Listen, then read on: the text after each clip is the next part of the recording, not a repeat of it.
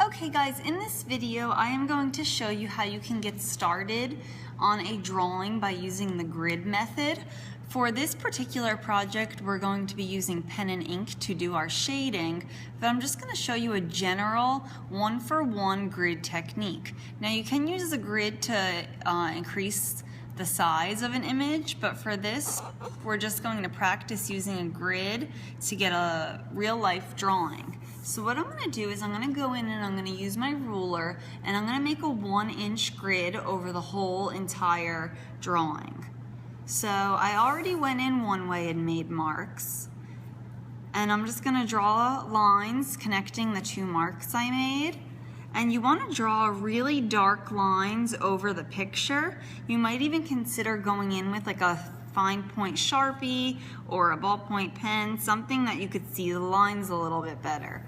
Because your picture is already existent and is in black and white, it might be hard for you to notice all those pencil lines on your drawing.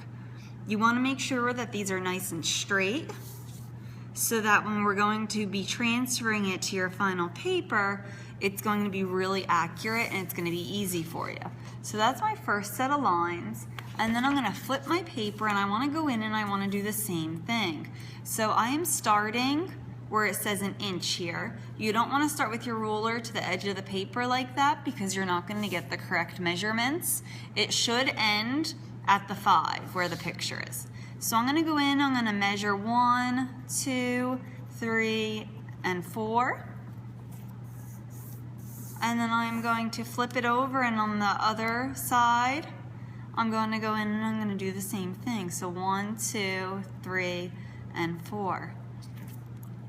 And on the picture, just to reiterate, you want to use hard lines so that you're drawing nice and dark. Now you can use this process to change the size of a drawing. For example, if you wanted to make a larger drawing, rather than doing a 1-inch grid on your paper, you could do a 2-inch grid, and it would be the same exact thing. It would just blow the image up a little bit bigger. So you should have something like this over your black and white image to start out with. The next thing I'm going to go in is this is a 5x7 sheet of paper I cut for you guys already. We're using really nice paper so that we could front mat them on a board for the art show in the spring. And what I'm going to do is I'm going to go in and I'm going to do the same exact thing. But on this paper, I want to make sure I use really light lines, as light as you possibly can. So I'm going to just go in and I'm going to make really light tick marks. The same exact thing, making sure that your ruler lines up at 1 inch. And I know some of the rulers in class are a little bit dirty because we use them for clay as well, so you may think about rinsing it off before you go ahead and use one. But you could see I have my little marks in there, they're super light. Now we're going to go in and we're just going to connect those. And you want to make a really light pencil mark. So you're barely dragging your pencil across the paper. Because what we're going to do is, after we use these lines as a guide to try to get our drawing realistic, we're then going to go in and erase them before we start with pen and ink. So for this, it's going to be a really good way to place out all of the details in your drawing. Then I'm going to just flip it the other way and I'm going to do the same thing. So I'm just measuring every inch. Now the paper cutter that we have is not 100% perfect, so if you notice that your paper is a tad bit off, that's okay, it'll still work. And I'm just going to go in and I'm going to connect my marks. Once again, really lightly.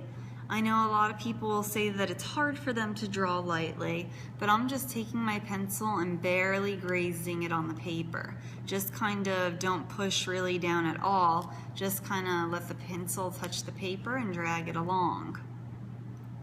So this grid should just be barely visible enough for you to see it.